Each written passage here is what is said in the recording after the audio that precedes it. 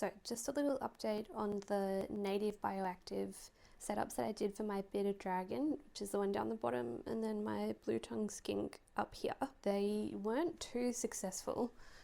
I'll show you what we've got. You can see that these didn't do very well, and honestly I think it was a combination of not having the right lighting, so maybe too much UVB and not enough actual sunlight, since I don't have a proper like plant light in here.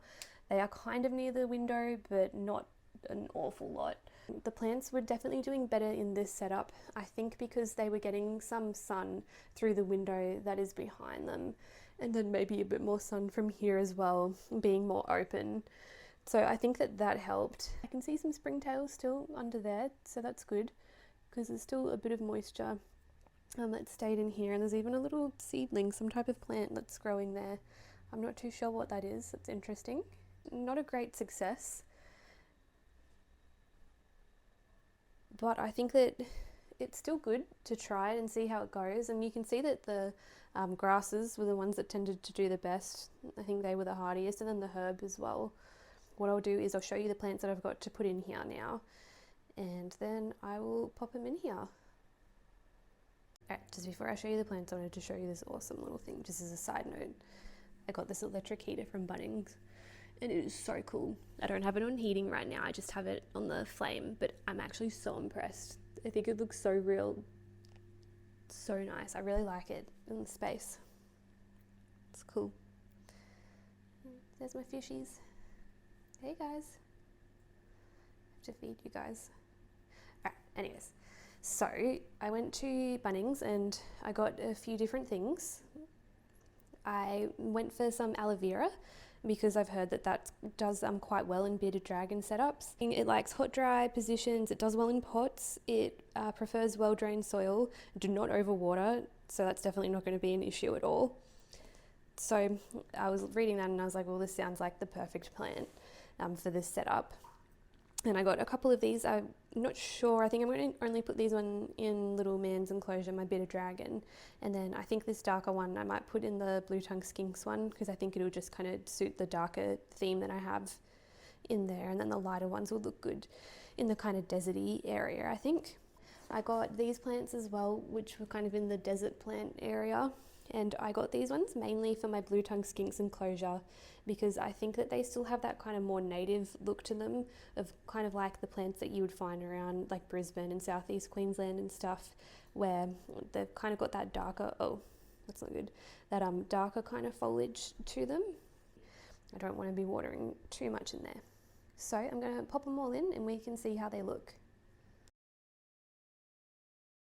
Actually knocked over some water and it made some things catch my attention. There's lots of like kind of little bugs in here, maybe like soil mites or something, possibly. I'm not too sure, but then I also noticed this tiny little thing that almost looks like a caterpillar or a baby mealworm. I'm not too sure. Is that how like beetles do their thing? Do they make baby worms? Like baby larvae? I don't know. If anyone knows what that might have been, if you could see it in the video, I'd love to know. So I'm pretty sure that that little worm that we found was a mealworm, like a really tiny little one, because I've seen a couple more. So I'm seeing this one who's here, which is a really tiny one, and then I saw another one too that was small, like the one that I showed originally. So that's pretty awesome to see. I don't know, I've never seen a baby mealworm or superworm, whatever that one is. I would say it's probably a mealworm. So how interesting. Oh look, there's another one. It's alive. So I wonder if they've done better because they might have been lower in the soil as well, because I do know that my bearded dragon was digging them up sometimes and eating the larger ones. But how cool. And I just found this guy, if anyone was keen to see what they turn into, the mealworms, when they're beetles. I'm gonna see how my bearded dragon's doing. Hey buddy. Hey. I'm sorry to bother you. I'm just checking on you, making sure you're okay. So the next thing that I found in here is a jumping spider hanging out in here. Alright, well someone's decided all of a sudden that she's hungry just because I've been moving some stuff around in here. She's coming out. Hey, hey, what you doing? You're awake. Alright, well little man obviously doesn't want to miss out on the action. It's like 8 o'clock at night and she's decided to get up now. We have had a couple of warmer days the past few days, so I'm wondering if that might be it, because sometimes they do go down and then they get back up, so she's maybe not quite ready for brumation yet. Oh, that's kind of cool. At least we get to see her, make sure that she's looking okay. There you go. Have a drink of water.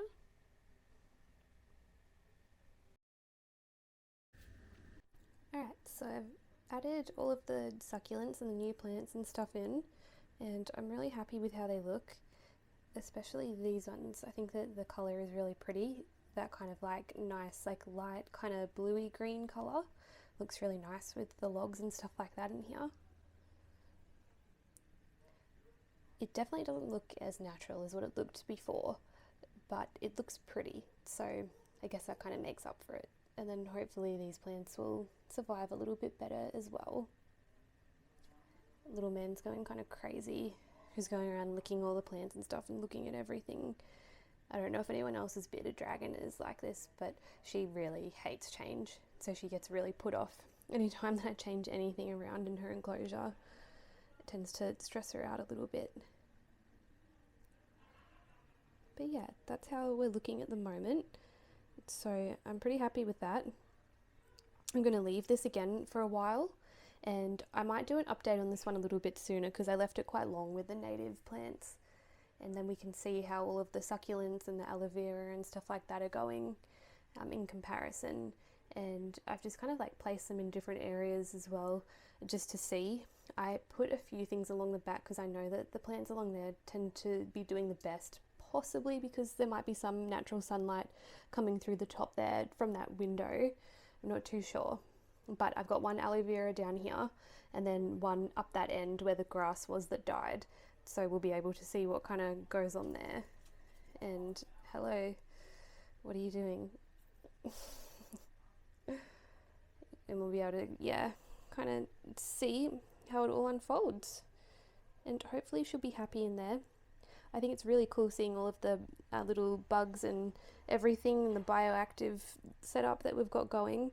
It's really cool, really satisfying seeing that there's actually like a little ecosystem that's formed in there. That makes me really happy, and I'm really glad to be seeing little man up and running around and stuff as well and being active, because that's telling me too that she's happy and she's healthy and everything, which is really good to see. Alright, I'm going to add the stuff into the blue tongue enclosure now. Alright, so I just finished putting the plants in my blue tongue lizards enclosure, and I'm pretty happy with it. I don't quite like the look as much as what I had before. I think probably the aloe vera plant maybe looks a little bit unnatural, especially with the grass that's next to it. But I'm thinking that this grass might die, I'm not too sure. I took one of them out that was more dead than this one, but I've left this one in since it's still got a bit of greenery. And I did notice too when I was digging around in there that there was plenty of moisture and stuff around the roots, so I don't think that it really was an issue with me not watering enough.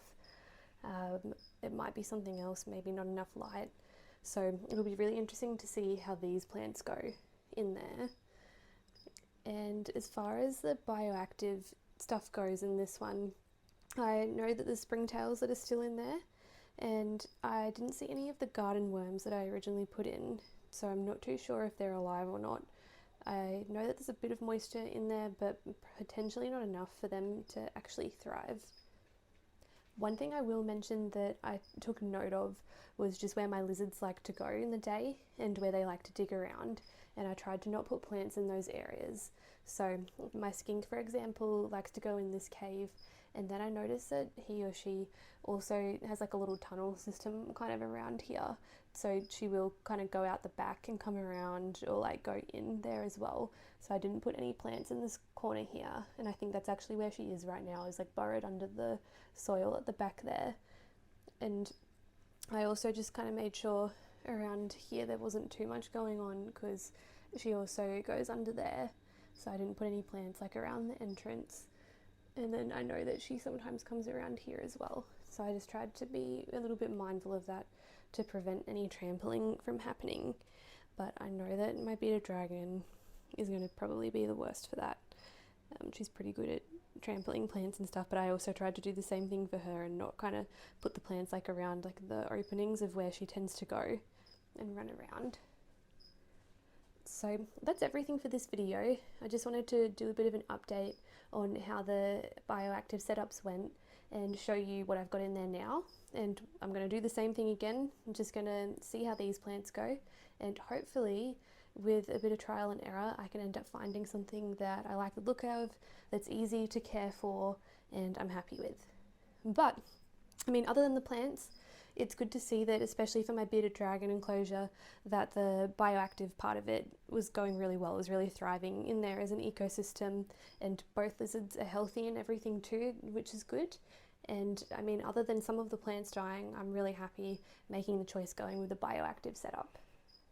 So if you liked this video, please give it a like and let me know what you think in the comments down below.